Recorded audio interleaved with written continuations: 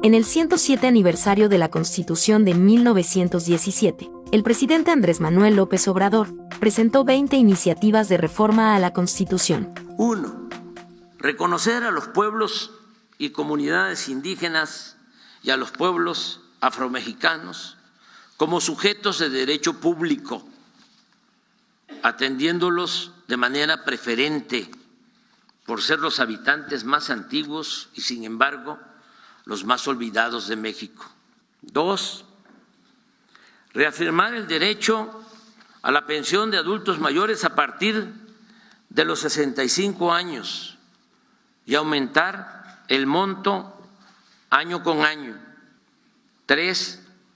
Otorgar becas a estudiantes de familias pobres en todos los niveles de escolaridad. 4. Garantizar atención médica integral de manera gratuita a todos los mexicanos. 5. Que los trabajadores y sus familias puedan ser dueños de sus viviendas. 6. Prohibir el maltrato a los animales.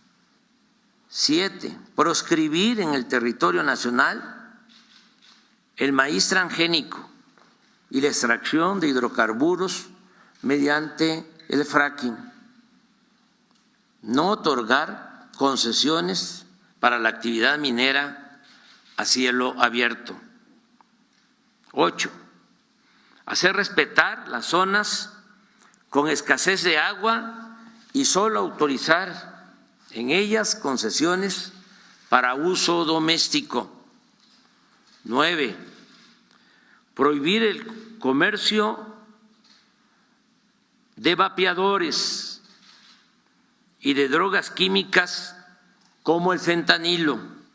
10. No permitir bajo ninguna circunstancia que el aumento al salario mínimo sea menor a la inflación anual. 11. El salario mínimo para maestras, maestros de educación básica de tiempo completo, así como el de policías, guardias nacionales, soldados, marinos, médicos y enfermeras, no podrá ser menor a lo que perciben en promedio los trabajadores inscritos al Seguro Social. 12. Se propone revertir las reformas de pensiones, tanto la aprobada durante el gobierno de Ernesto Zedillo en 1997 como la impuesta en el 2007 por Felipe Calderón, porque afectan injustamente a trabajadores del Seguro Social y del ISSSTE, pues les impiden jubilarse con el 100% de su salario. Para reparar este daño a los trabajadores en general, desde el 1 de mayo de 2024 se va a crear un fondo semilla de 64,619 millones de pesos que se irá incrementando poco a poco, al mismo tiempo que se utilizará lo necesario para compensar a los trabajadores afectados por las reformas antilaborales del periodo neoliberal. 13.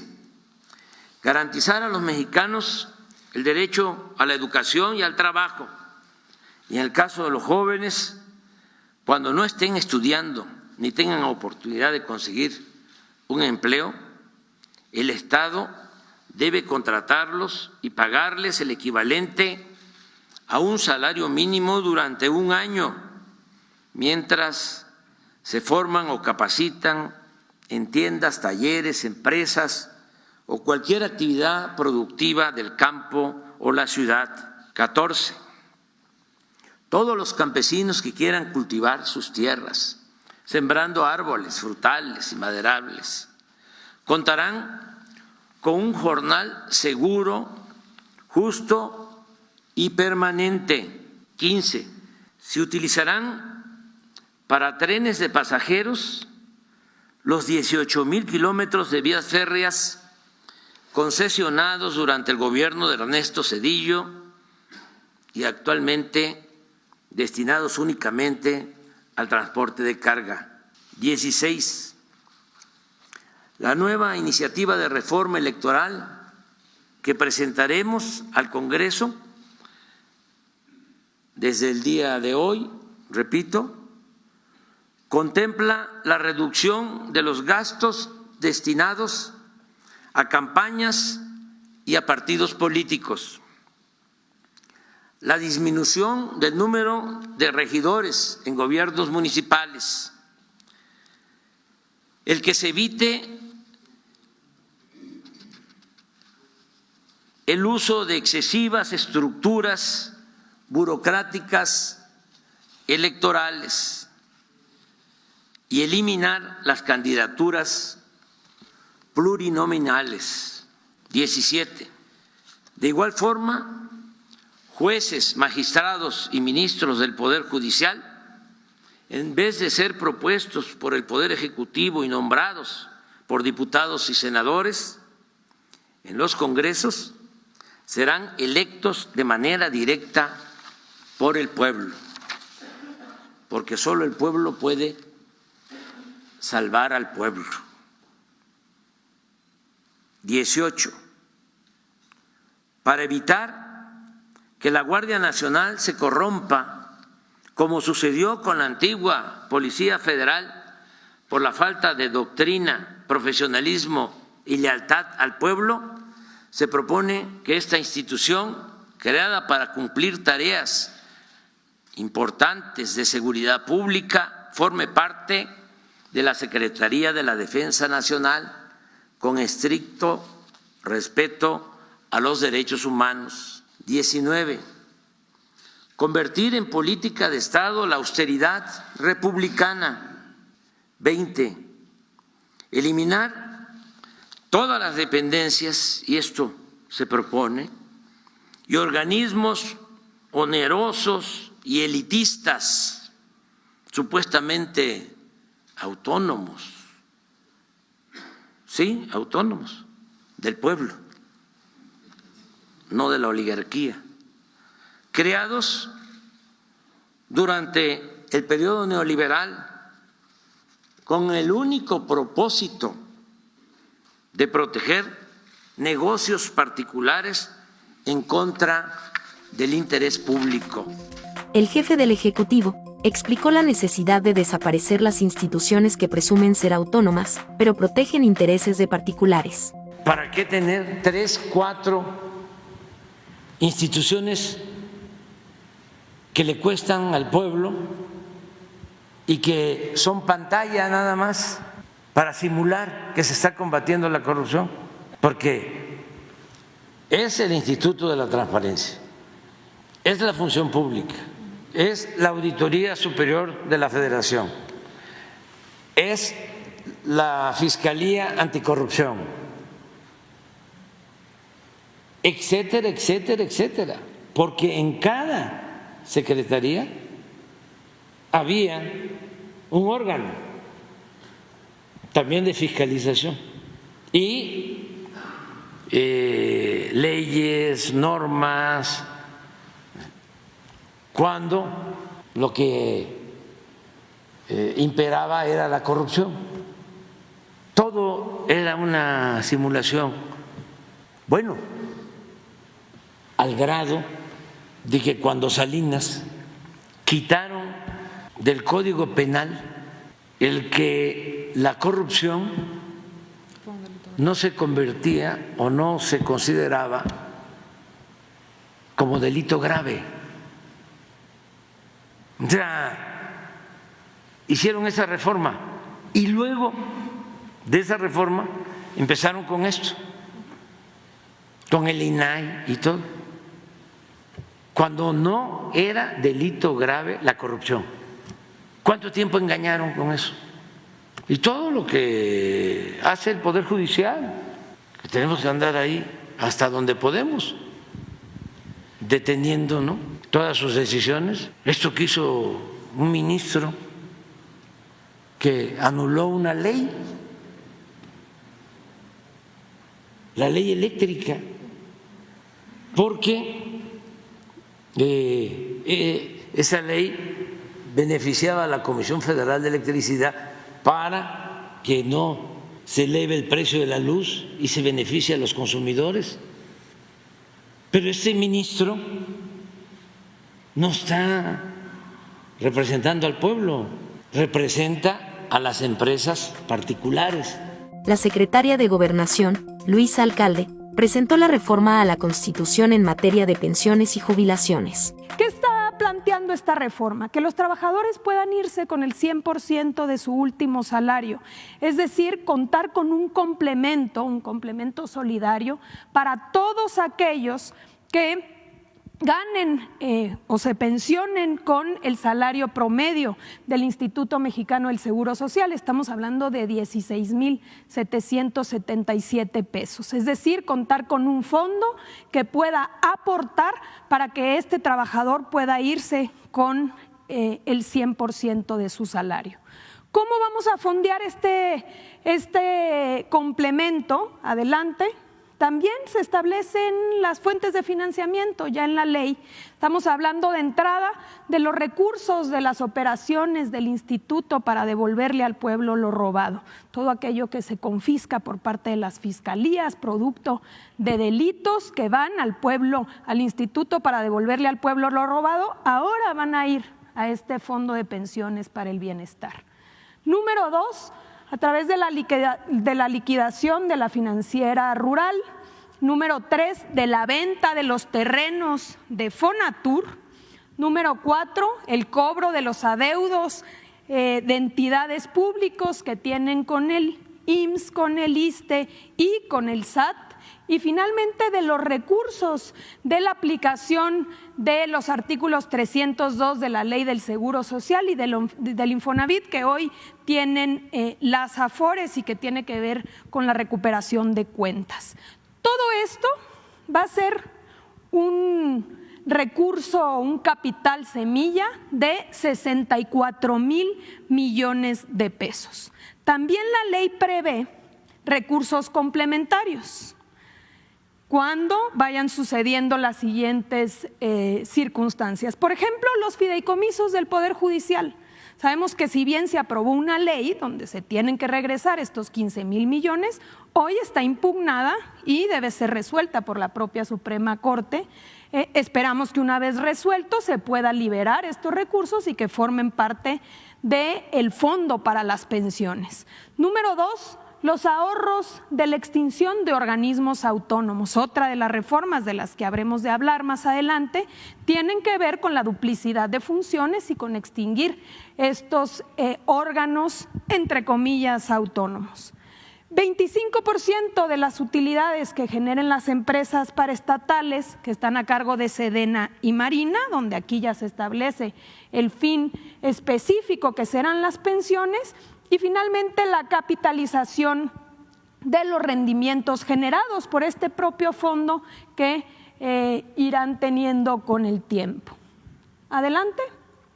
Finalmente, decir a quiénes aplica esta reforma. A todos aquellos que tengan 65 años y que cumplan con los requisitos para tener una pensión y que se pensionen una vez aprobada la reforma y creado este fondo de pensiones para el bienestar.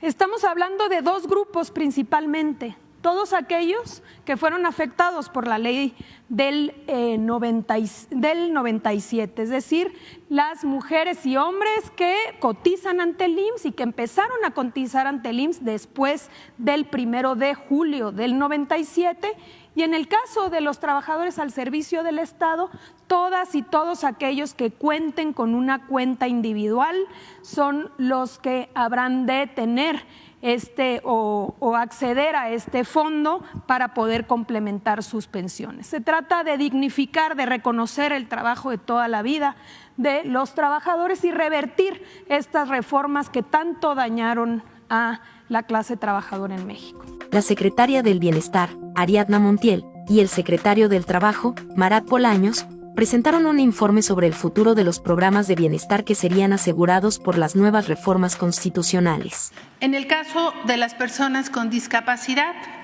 es en esta reforma constitucional que también se homologa a una estrategia en la que hemos ido avanzando para que esta pensión sea universal para todas las personas con discapacidad permanente entre los 0 y los 64 años de edad.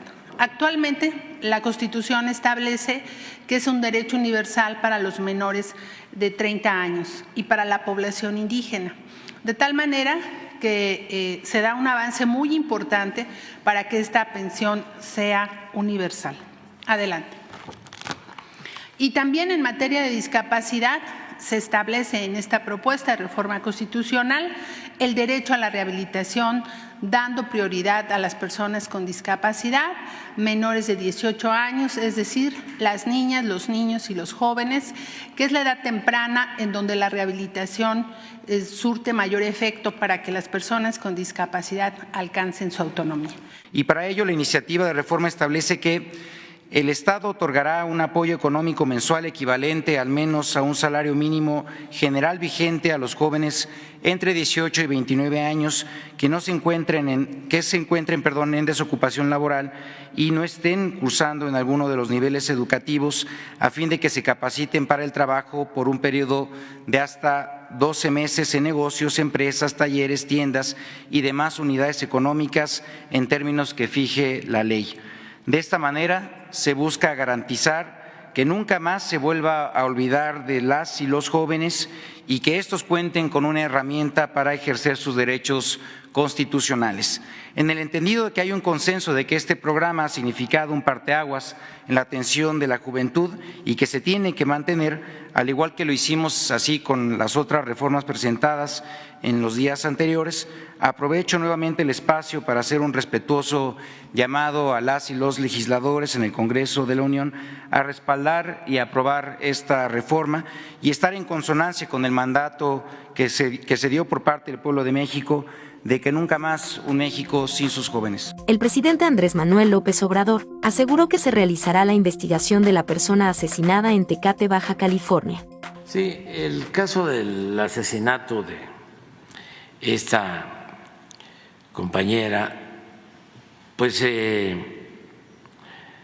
nos preocupó y nos llevó a hacer la investigación sobre lo sucedido.